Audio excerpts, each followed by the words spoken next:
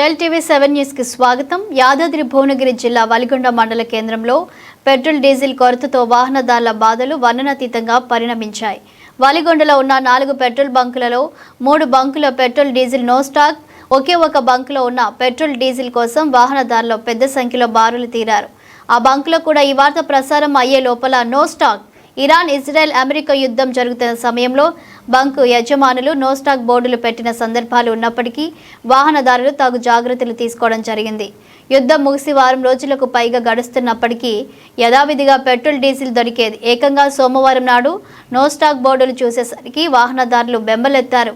ఈ విషయంలో ప్రభుత్వ యంత్రాంగం తక్షణం తగు చర్యలు తీసుకొని పెట్రోల్ డీజిల్ లభించే విధంగా చూడాలని, లేని పక్షంలో వరి కోతల సమయంలో రైతులు నానా ఇబ్బందులు పడతారని, ఇక వాహనదారుల బాధలు ఆ దేవుడెరుగు అంటున్నారు స్థానికులు।